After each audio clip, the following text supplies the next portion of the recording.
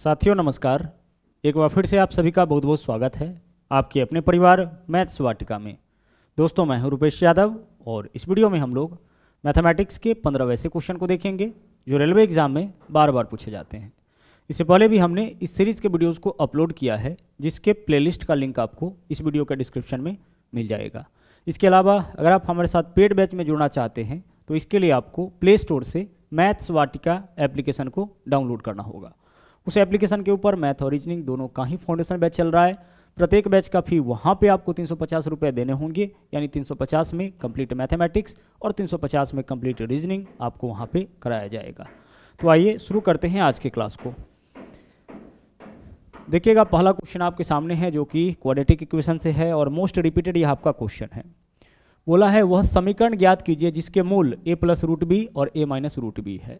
हमें समीकरण ज्ञात करना है और ऑप्शन को देख के भी लग रहा है कि द्विघात समीकरण ही हमें ज्ञात करना है जिसका दोनों मूल दे रखा है। एक मूल a प्लस रूट बी है। अच्छा, द्विघात समीकरण के मूल को हम लोग अल्फा और बीटा से दर्शाते हैं, तो एक मूल को हम दर्शाएंगे अल्फा से और जो दूसरा मूल दे रखा है इसको हम लोग दर्शाएंगे बीटा से। जब भी कोई द्विघात समीकरण का दोनों मूल दे रखा हो और दोनों मूल देने के बाद हमसे इक्वेशन बनाने के लिए बोले तो इक्वेशन बनाने का देखिए फॉर्मूला क्या होता है। इक्वेशन बनाने का फॉर्मूला होता है एक्स स्क्वायर। द्विघात समीकरण है तो इसमें एक्स स्क्वायर तो रहेगा ही।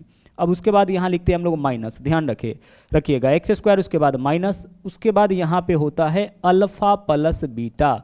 इसको हम लोग मूलों का योग भी बोलते हैं। एक मूल अल्फा दूसरा मूल बीटा है, दोनों को जोड़ेंगे तो यही मूलों का क्या हो जाएगा, योग हो जाएगा। और इसके साथ आपको हमेशा क्या लगाना है, एक्स लगाना है, ठीक है।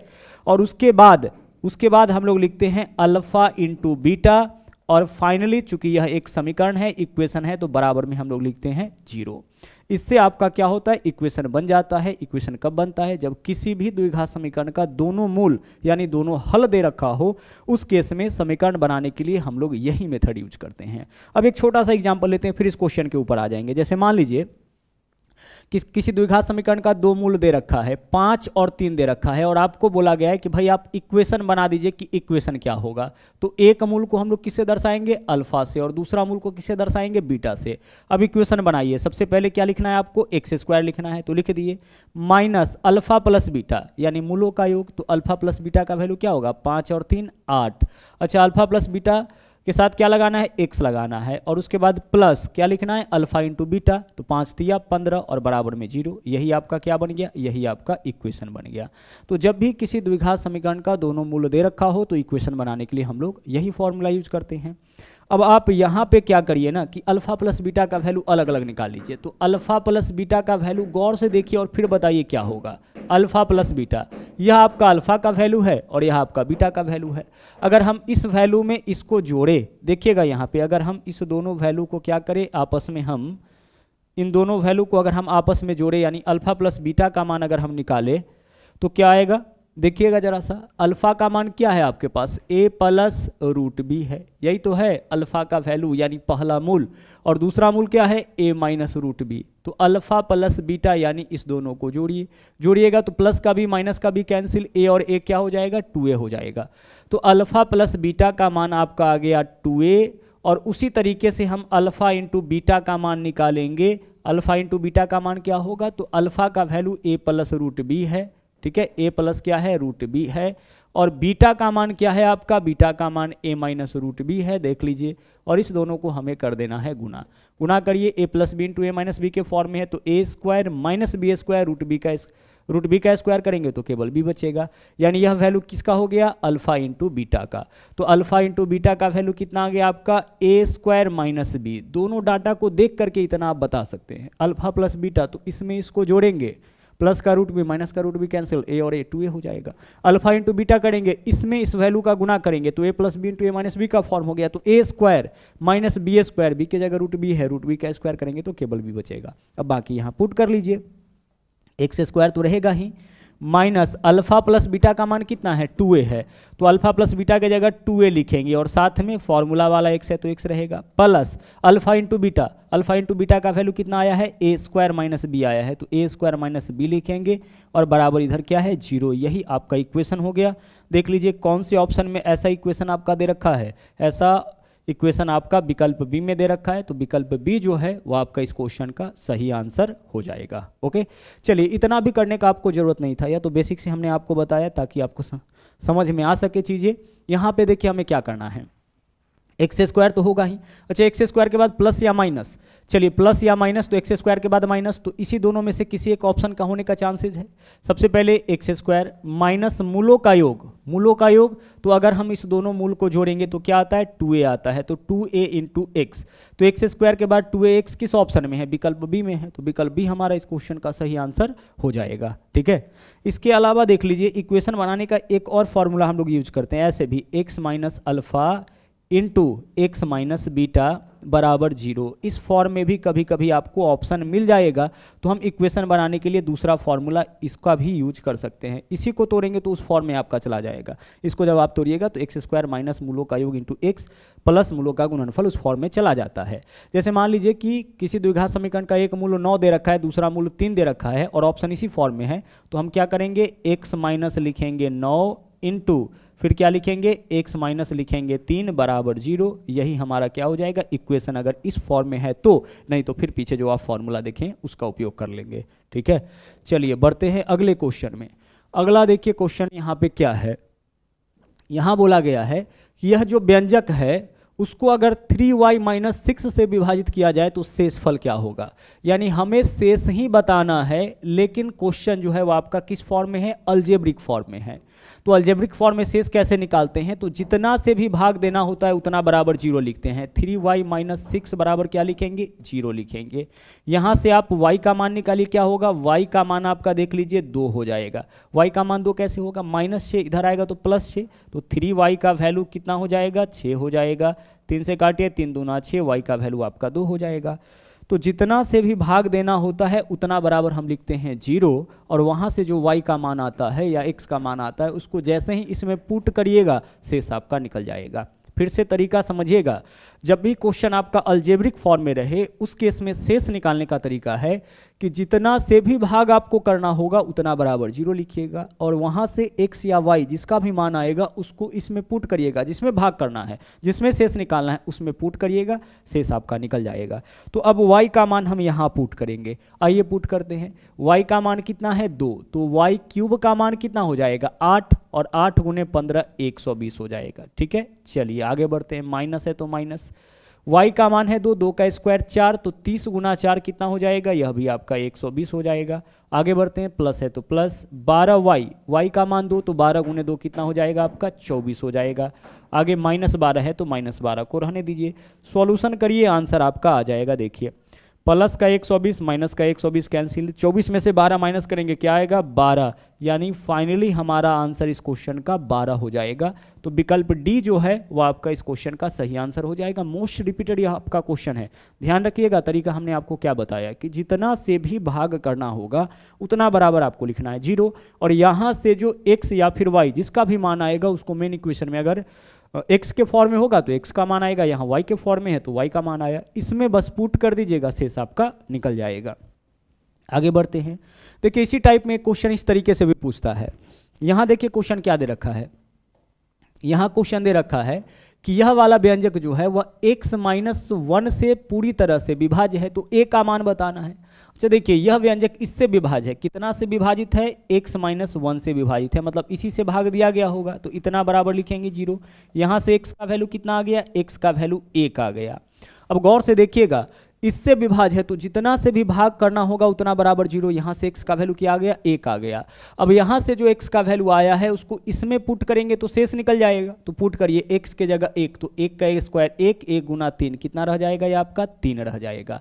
प्लस आगे देख लीजिए, आगे x के जगह 1, तो 1 गुना a कितना हो जाएगा, a हो जाएगा, और प्लस 7। इसमें जैसे ही हम लोग मान रखेंगे, इसमें जैसे ही हम लोग x का मान रखेंगे शेष निकल जाएगा, जबकि इसका जो शेष होगा वह कितना होगा 0 होगा। 0 क्यों होगा, अब इस बात को आपको समझना है। 0 इसलिए होगा क्योंकि यह वाला संख्या जो है वह इससे विभाज्य है, और कोई भी संख्या जब किसी संख्या से विभाजित होता है तो भाग करने पर शेष 0 आता है। जैसे हम बोलेंगे कि 20 4 से विभाज्य है, इसका मतलब 20 में 4 से भाग करिएगा तो शेष क्या आएगा 0 आएगा। तो इससे यह विभाज्य है, मतलब अगर हम इसमें सॉरी इसमें इससे भाग करेंगे तो शेष क्या बचेगा 0। तो शेष निकालने का तरीका, जिससे भाग करना होगा उतना बराबर 0, वहां से जो x का मान है इसमें पुट करेंगे, शेष निकल जाएगा। तो इसमें x का मान पुट किए, इसका शेष निकल गया, जबकि इसका शेष क्या होगा 0 होगा। तो जब भी क्वेश्चन में ध्यान से सुनिएगा सीधे शेष निकालना होगा तब तो x का मान पुट करिए, जो वैल्यू आएगा वही आंसर हो जाएगा। लेकिन अगर बोले कि इससे विभाज्य है तो p का मान, a का मान, b का मान क्या होगा, तो यहां भी बराबर में 0 लिखिएगा, यहां भी बराबर में 0 रखिएगा, x का मान इसमें पुट करिएगा, आंसर आपका निकल जाएगा। अब यहां से देखिए 3 और 7 क्या होगा 10, प्लस का 10 इस तरफ लेके आएंगे तो माइनस का 10, माइनस का 10 जो है वह किसका वैल्यू हो गया, a का वैल्यू। तो a का वैल्यू -10, यही आपका इस क्वेश्चन का आंसर हो जाएगा, यही हमें इस क्वेश्चन में बताना था। तो दोनों क्वेश्चन अलग अलग था। पीछे हमें क्या बताना था, पीछे हमें शेष निकालना था, y का मान सीधे पुट किए शेष निकल गया। बट यहाँ पे क्या था, हमें यहाँ पे हमें a का मान बताना था, तो जितना से भाग करना था उतना बराबर 0, और इसके बराबर में भी हम लोग 0 कर लिए। अब चलते हैं अगले क्वेश्चन में। अगला क्वेश्चन देखिएगा क्या है, किसी कमरे की लंबाई चौड़ाई ऊंचाई का अनुपात 3, 3 और 4 का है।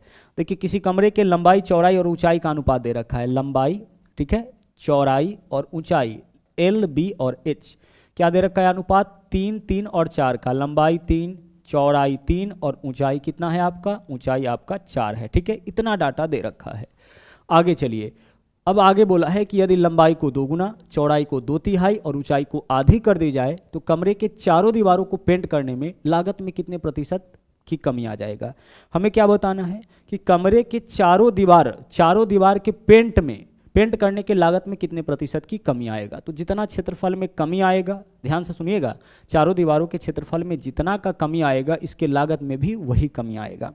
तो किसी भी कमरे के चारों दीवारों का क्षेत्रफल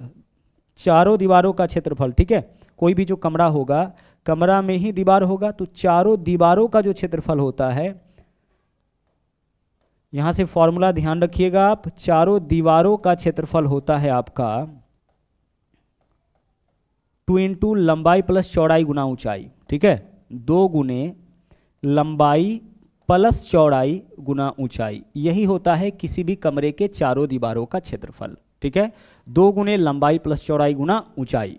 अब आप एक चीज बताइए कि पहले केस में इस कमरे का क्षेत्रफल क्या होगा, पहले केस में क्षेत्रफल देखिए 2 × लंबाई कितना है 3, चौड़ाई कितना है 3 है ना, लंबाई प्लस चौड़ाई, तो लंबाई 3 चौड़ाई 3, तो 3 और 3 कितना हो जाएगा 6, और गुना ऊंचाई कितना है 4, तो 6 चौके 24 दूना 48। पहले केस में आपका क्षेत्रफल कितना हो जाएगा चारों दीवारों का 48, 2 गुने लंबाई प्लस चौड़ाई गुना ऊंचाई, तो 2 गुने लंबाई प्लस चौड़ाई 3 और 3 6 गुना ऊंचाई 6 चौके 24 दूना 48 हो जाएगा। अब आगे चलिए, अब चारों दीवारों का क्षेत्रफल कितना होगा, तो अब क्या बोला है, लंबाई को 2 गुना यानी कि लंबाई 3 दूना 6 हो जाएगा, लंबाई को 2 गुना, चौड़ाई को 2/3, तो 3 को 2/3 करिए, 3 को 2/3 करिएगा कितना हो जाएगा 2 हो जाएगा। देख लीजिए 3 को हमें क्या करना है 2/3 यानी कि 2/3 करना है, 3 से 3 कैंसिल, कितना आ गया 2 आ गया। और ऊंचाई को आधा, ऊंचाई 4 है, इसको आधा कर देंगे कितना हो जाएगा 2 हो जाएगा। अब बताइए कि चारों दीवारों का क्षेत्रफल क्या होगा, तो अब चारों दीवारों का क्षेत्रफल होगा 2 × लंबाई प्लस चौड़ाई, तो 6 और 2 8 गुना ऊंचाई कितना है, अब ऊंचाई है 2। देख लीजिए अब क्षेत्रफल कितना, 2 8 16 दूना 32। तो पहले चारों दीवारों का क्षेत्रफल था 48, अब चारों दीवारों का क्षेत्रफल हो गया 32। क्षेत्रफल में कमी कितना का आ गया, 16 का कमी आया। 16 का कमी कितना पे, 16 का कमी आया 48 पे। पहले क्षेत्रफल 16, अब 48। प्रतिशत में कितना का कमी, यही हमें बताना था। गुना करेंगे हम कितना से, 100 से। सोल्व करिए, 16 × 48, 100/3 यानी 33.1/3% का कमी क्षेत्रफल में आएगा, और जितना क्षेत्रफल में कमी आएगा उतना ही लागत में भी कमी आएगा। तो आंसर हमारा इस क्वेश्चन का क्या होगा, विकल्प बी। देखिए सिंपल सा कॉन्सेप्ट था। पहले केस में चारों दीवारों का क्षेत्रफल निकाल लिए, लंबाई चौड़ाई ऊंचाई में अनुपात दे रखा है तो चारों दीवारों का क्षेत्रफल निकाल लिए। उसके बाद बोला लंबाई को 2 गुना, चौड़ाई को 2/3 और ऊंचाई को आधी कर दी जाए। तो ऐसा करने के बाद चारों दीवारों का क्षेत्रफल इतना आया। अब लागत में कितना का कमी, तो जितना कमी क्षेत्रफल में, कमी कितना का 48 से 32 हो गया। कितना का कमी, 16 का कमी 48 पे, परसेंटेज में कितना गुना कर लिए हम लोग, 100 से। बस चलिए बढ़ते हैं अब अगले क्वेश्चन में। अगला क्वेश्चन देखिए, बोला एक घन के भुजाओं को 2 गुना कर दिया जाए तो उसका आयतन कितना गुना बढ़ जाएगा। अब सिंपल सी बात है, देख लीजिए, एक घन के भुजा को क्या बोला है, 2 गुना कर दिया जाए। इसका मतलब कि घन का भुजा अगर पहले 1 था तो अब इसको क्या कर देना है, 1 था तो इसको अब कर देना है 2। यही करना है ना, घन की भुजाओं को 2 गुना कर दिया जाए। पहले अगर भुजा 1 था तो अब भुजा कर देना है 2। तो जब भुजा 1 रहा होगा तो आयतन 1 का क्यूब 1 होगा, क्योंकि घन का आयतन क्या होता है, भुजा का क्यूब, यही तो होता है।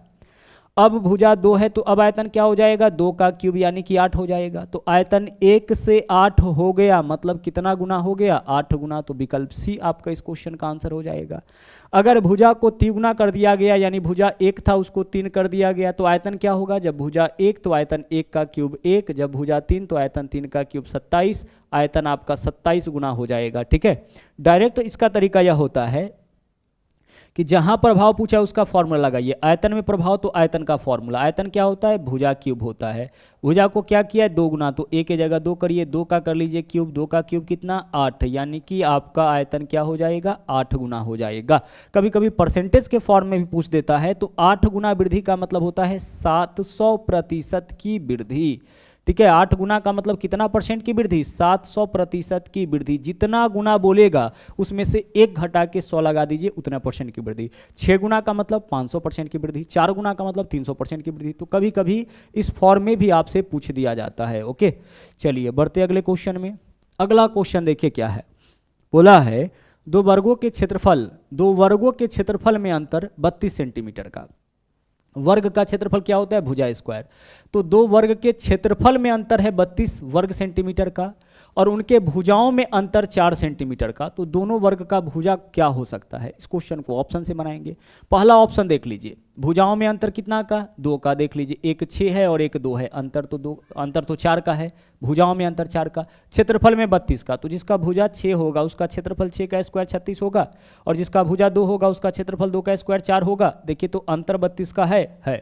तो यहाँ पे जो दोनों वर्ग है उसके भुजाओं में अंतर 4 का और क्षेत्रफल में अंतर आपका कितना का हो जाएगा, 32 का हो जाएगा। तो विकल्प ए इस क्वेश्चन का आपका सही आंसर हो जाएगा। बढ़ते हैं अगले क्वेश्चन में। अगला क्वेश्चन देखिए, tan 60 डिग्री प्लस 30 डिग्री, इसका मतलब tan कितना, tan 90, और tan 90 का मान क्या होता है आपका, tan 90 का मान आपका अनडिफाइन होता है, यानी इस क्वेश्चन का आंसर क्या हो जाएगा, अनंत हो जाएगा, अनडिफाइन हो जाएगा। अगला क्वेश्चन देखिए, बोला है 160 में 90 चॉकलेट बेचने पर एक चॉकलेट व्यापारी को 20% की हानि होती है। ठीक है, फिर आगे बोला है 20% लाभ कमाने के लिए उसे 96 रुपए में कितने चॉकलेट बेचने चाहिए। देखिए ऐसे क्वेश्चन को सोल्व करने का तरीका क्या है, रुपए को लिखिए ऊपर और वस्तु को नीचे। तो 160 रुपए में कितने चॉकलेट बेचा है, 90 चॉकलेट। तो एक चॉकलेट का आपका विक्रय मूल्य यहां से निकल गया। जैसे हम आपसे कहे कि 10 रुपए में अगर हम 5 चॉकलेट बेचे तो एक चॉकलेट का विक्रय मूल्य क्या होगा, 10/5 होगा। रुपए ऊपर वस्तु नीचे, एक चॉकलेट का विक्रय मूल्य निकल जाएगा। तो हमेशा क्या करना है, रुपए ऊपर वस्तु को रखना है आपको नीचे, और ध्यान रखना है ऊपर में रुपए है नीचे में वस्तु है। अच्छा, इस विक्रय मूल्य में क्या हुआ है, इस विक्रय मूल्य में 20% की हानि हो गई है। इसका मतलब कि यह 80% का मान है, तो आप भाग इसमें कर लीजिए 80 से। यह किसका मान है, 80% का, तो आप इसमें क्या करिएगा, 80 से भाग। अब 20% लाभ चाहिए, मतलब 120% का वैल्यू हमें निकालना है। हमें क्या चाहिए, 20% लाभ। 20% लाभ यानी कि 120% का मान चाहिए। इसको सोल्व करिए पहले आप। आइए इसको सोल्व करते हैं। अगर हम काटे तो 80 दूना 160 हो जाएगा, और 30 से अगर काटेंगे तो 30 चौके 120 और 30 तिया 90 हो जाएगा। ऊपर में कितना हो गया, 2 चौके 8, नीचे में 3। 8/3 कहने का मतलब है कि ऊपर में वस्तु और नीचे में, ऊपर में रुपए नीचे में वस्तु है। इसका मतलब है कि अगर 8 रुपए में 3 वस्तु बेचा जाए तो 20% का लाभ हो जाएगा। 8 रुपए में अगर 3 वस्तु बेचा जाए तो 20% का क्या होगा, लाभ होगा। लेकिन हमें क्या बताना है, 96 में कितना चॉकलेट बेचे। तो 8 में पता है 3 वस्तु बेचना है, तो 96 यानी कि 8 गुना 12 96 होगा। तो उसी तरह से 3 गुना 12 कितना हो जाएगा, 36 हो जाएगा। हम क्या करेंगे, रुपया को पूरा कर देंगे 96, तो 96 रुपए में 12 तिया कितना वस्तु बेचना पड़ेगा, 36 वस्तु बेचना पड़ेगा। फाइनली क्या आया था कि 8 रुपए में 3 वस्तु बेचने पर 20% का लाभ। लेकिन क्वेश्चन में बोला है 96 में कितना बेचना चाहिए, तो 8 में कितना से गुना करेंगे, 12, तो नीचे भी 12 से गुना, ऊपर नीचे समान अंक से गुना करने पर मान में कोई अंतर नहीं आता है। तो 96 में कितना वस्तु बेचना पड़ेगा, 36, यानी कि 96 में अगर 36 चॉकलेट बेचा जाए तो 20% का लाभ हो जाएगा। ठीक है, चलिए बढ़ते हैं अब अगले क्वेश्चन में। अगला क्वेश्चन देखिए, बोला है एक दुकानदार सप्ताह अंत में 60% के छूट पर कपड़े बेचता है और रविवार को छूट दिए गए मूल्य पर 10% का अतिरिक्त छूट देता है। वैसे तो देखिए सप्ताह अंत में यानी सैटरडे संडे को क्या करता है कि 60% का डिस्काउंट देता है, लेकिन रविवार के दिन 10% और छूट दे दिया है। ठीक है, रविवार को एक कमीज 36 में मिला है, तो इसका हम मान लेते हैं कि मूल प्राइस जो है वह 1 रुपये है, इस कमीज का मूल प्राइस 1 रुपये है।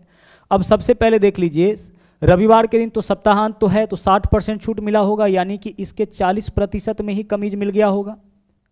सप्ताहांत में लिया है ना, तो 60% छूट मतलब वस्तु के कीमत के 40% में ही वस्तु मिलेगा।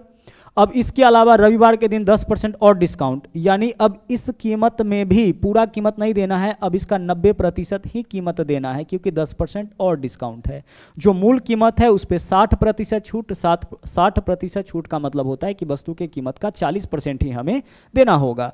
तो वस्तु के कीमत का 40% ही देना है, लेकिन संडे के दिन 10% और छूट, मतलब अब पूरा इतना भी नहीं देना है, अब इसका भी 90% ही देना है। जबकि देख लीजिए कितना में खरीदा है, 36 में, संडे के दिन का कीमत यही 36 है। ठीक है, अब इसको सोल्व करिए, मूल कीमत वस्तु का निकल जाएगा, 00 से 00 कैंसिल, 4 नामा 36, ऊपर से ऊपर वाला कैंसिल, x का वैल्यू कितना आ गया, x का वैल्यू आ गया 100, यानी वस्तु का जो मूल कीमत है वह 100 रुपये है, लेकिन रविवार के दिन यह वस्तु कितना में मिल जाएगा, 36 में मिल जाएगा।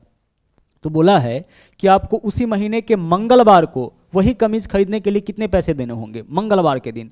तो देख लीजिए वस्तु का कीमत कितना है, 100 रुपये है, तो 100 रुपया देना होगा, लेकिन बोला है कितने पैसे ज़्यादा देने होंगे, कितने पैसे ज़्यादा। तो वस्तु का कीमत 100 रुपये है, तो 100 रुपये ही देना पड़ेगा, क्योंकि मंगलवार सप्ताहांत तो है नहीं, तो पूरा का पूरा 100 रुपये देना होगा। जबकि वास्तव में जो है संडे के दिन इसका कितना कीमत हमें देना पड़ रहा था, 36, तो 100 रुपया देना पड़ रहा है, जबकि 36 रुपये में ही आपको संडे को मिल रहा था, मतलब कितना ज़्यादा देना पड़ रहा है, 64। तो हमारा आंसर इस क्वेश्चन का हो जाएगा विकल्प डी, हमें 64 रुपये जो है वह ज़्यादा इस वस्तु का कीमत देना पड़ रहा है। वस्तु 36 में मिल गया था संडे के दिन, जबकि इसका मूल कीमत 100 है, तो 100 रुपये में मंगलवार के दिन तो यह हमें 100 रुपये में ही मिलेगा, मतलब 64 रुपये हमें इसमें ज़्यादा पे करना होगा। अगला क्वेश्चन देखिए, यह आपका अनुपात से है और बैलेंसिंग ऑफ रेशियो का क्वेश्चन है। ध्यान से देखिएगा क्वेश्चन क्या है। ए अनुपात बी का मान दे रखा है 32:35 और बी अनुपात सी का मान है 21:32। हमें ए अनुपात सी का मान बताना है। क्या बताना है, ए अनुपात सी। अनुपात का मतलब क्या होता है, बट्टा, मतलब ए बट्टा सी का मान बताना है। तो ए बट्टा सी का मान बताना है, तो क्या ए बट्टा सी के लिए हम ऐसे लिख सकते हैं, ए बट्टा बी गुना बी बट्टा सी। हाँ सर, ऐसा तो लिखा जा सकता है ना। ऐसा लिखने से क्या होगा, बी से बी कैंसिल हो जाएगा, ए बट्टा सी ही बचेगा, मतलब इसके बदले में इतना वैल्यू हम लिख सकते हैं।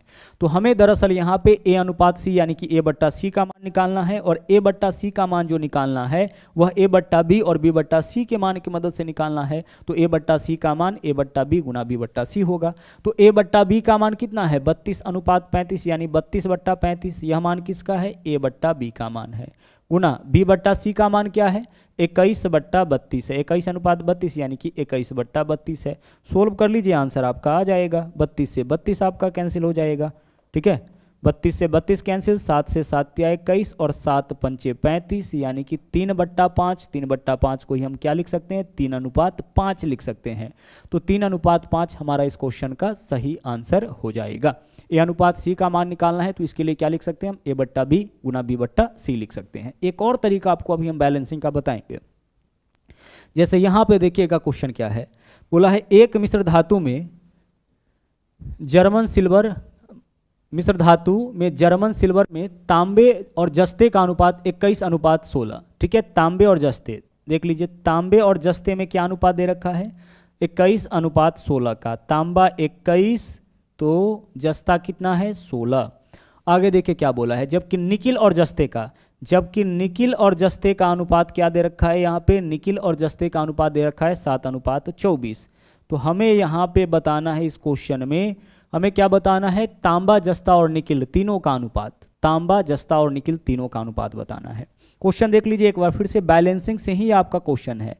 तांबा और जस्ता का अनुपात दिया है, निकिल और जस्ता का अनुपात दिया है, हमें तांबा जस्ता और निकिल तीनों का अनुपात निकालना है। तरीका देख लीजिए क्या होता है, जब भी एक से ज़्यादा रेशियो दिया जाए तो आप देख लीजिए कि दोनों में कॉमन कुछ है। तो देख लीजिए जस्ता दोनों जगह, यहाँ भी है यहाँ भी है, तो दोनों जगह जस्ता का वैल्यू बराबर होना चाहिए। यह भी जेड का मान है, यह भी जेड का मान है, तो दोनों को बराबर होना चाहिए। नहीं है तो बराबर करिए।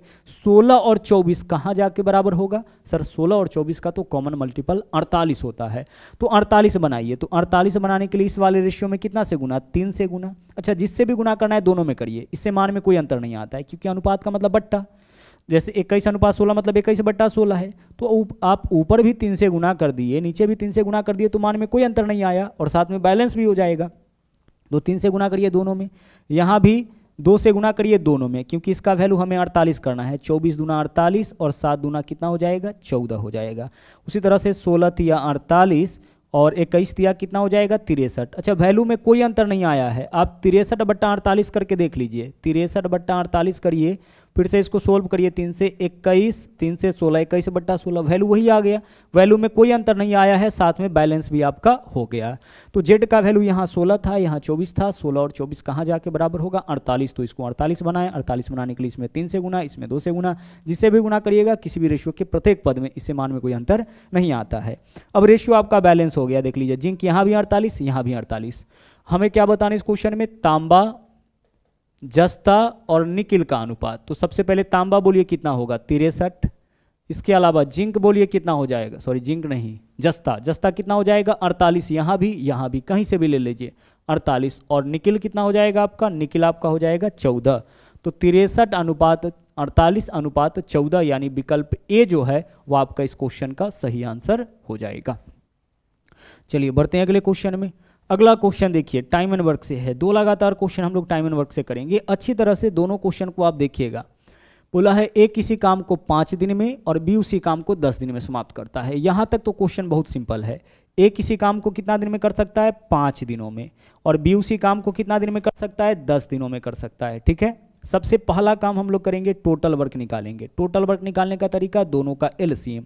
तो 5 और 10 का एलसीएम कितना हो जाएगा, 10। या 5 दिनों में 10 यूनिट काम, तो 1 दिन में 2 यूनिट। टोटल वर्क में इसके डे से भाग करिएगा तो इसके 1 दिन का काम, और टोटल वर्क में इसके डे से भाग करिएगा तो इसके 1 दिन का काम। यानी ए 1 दिन में करेगा 2 यूनिट काम और बी 1 दिन में करेगा 1 यूनिट काम। टोटल वर्क कैसे निकालेंगे, सभी वर्कर के डे का एलसीएम। तो 5 और 10 का एलसीएम 10, 10 में 5 से भाग करेंगे 2, 10 में 10 से भाग करेंगे 1। तो ए 1 दिन में 2 यूनिट और बी 1 दिन में 1 यूनिट काम करेगा। यहां क्लियर है। आगे चलिए, बोला है वे मिलकर कार्य आरंभ करते हैं। ठीक है, काम शुरू कौन किया है, दोनों काम साथ में शुरू किया है, लेकिन कार्य समाप्त होने से 4 दिन पहले ए को कार्य छोड़कर जाना पड़ा। अब जो पहले जाएगा उसको जाने नहीं देना है, ध्यान से सुनिएगा। जो काम करके जाएगा उसको जाने देना है, लेकिन जो काम समाप्त होने से पहले जाएगा उसको जाने नहीं देना। इस तरह का बहुत क्वेश्चन पूछा जाता है, ध्यान से समझिएगा। तो क्या है, ए 4 दिन पहले चला गया है तो ए को जाने नहीं देंगे, तो क्या होगा, ए 4 दिन और काम कर लेगा। तो 1 दिन में 2 यूनिट काम करता है, तो 4 दिन में 4 दूना 8, यानी कि 8 यूनिट काम और कर लेगा। तो बस क्या होगा, काम का मात्रा आपका बढ़ जाएगा, यानी काम का मात्रा 10 और 8 कितना हो जाएगा, 18। हमने यहाँ पे क्या किया, क्वेश्चन में बोला है कि दोनों साथ में काम शुरू किया, लेकिन एक काम समाप्त होने से 4 दिन पहले चला गया। तो हम क्या करेंगे, जो वर्कर पहले जाएगा उसको जाने आपको नहीं देना है। बहुत बेहतरीन तरीका है, इसी का आप उपयोग करिएगा। तो अगर ए को नहीं जाने देंगे, इसका मतलब ए 4 दिन और काम करेगा। तो ए 1 दिन में 2 यूनिट, तो 4 दिन में 4 दूना 8 यूनिट, यानी कि 8 यूनिट एक्स्ट्रा काम हो जाएगा। बस अब हमारा काम का मात्रा कितना हो गया, 18 हो गया। काम का मात्रा हमारा 18 हो गया टोटल, और एक गया नहीं है। ए अब लगातार यहाँ पे काम में बना हुआ है। अब हम यह निकाल लेते हैं कि दोनों मिलकर यह काम कितने दिनों में समाप्त करेगा। तो 18 यूनिट काम, अब तो ये गया नहीं है, मतलब ए और बी दोनों शुरू से लेकर के लास्ट तक है। तो दोनों मिलकर 1 दिन में 3 यूनिट काम, तो 18 यूनिट काम में 18/3, यानी कि 6 दिन में काम पूरा क्या होगा, समाप्त हो जाएगा। तो 6 दिन में पूरा काम समाप्त होगा। अब क्वेश्चन देख लेते हैं क्या है, एक कितने दिन कार्य किया था, एक कितने दिन काम किया था यह बताना है। तो देखिए 6 दिन काम चला और ए 4 दिन पहले चला गया, मतलब ए सिर्फ 2 दिन तक काम किया था। यह टेक्निकल टर्म है क्वेश्चन का, ध्यान दीजिएगा। क्या बोला है, एक कितने दिन काम किया, तो काम समाप्त हुआ कितना दिन में, 6 दिन में। और एक कितना दिन पहले चला गया था, 4 दिन पहले। तो 6 दिन के काम में 4 दिन पहले चला गया, मतलब एक केवल कितना दिन तक काम किया, 2 दिन तक काम किया। पूरा काम समाप्त हुआ कितना दिन में, 6 दिन में। आगे चलिए, यहाँ पे देखिएगा, बोला है ए और बी किसी काम को अलग अलग 25 और 45 दिन में। ए और बी अलग अलग 25 और 45। ए कितना दिन में करता है पूरा काम, 25 दिन में, और बी पूरा काम कितना दिन में करता है, 45 दिन में करता है। ठीक है, अलग अलग 25 और 45 दिन में। टोटल वर्क निकालिए, 25 और 45 का एलसीएम 225। एक दिन में ए कितना काम कर लेगा, देखिएगा जरा सा, 25 9 225, 225 में 25 से भाग करिए, और 45 5 225। ए के 1 दिन का काम निकल गया और बी के भी 1 दिन का काम निकल गया।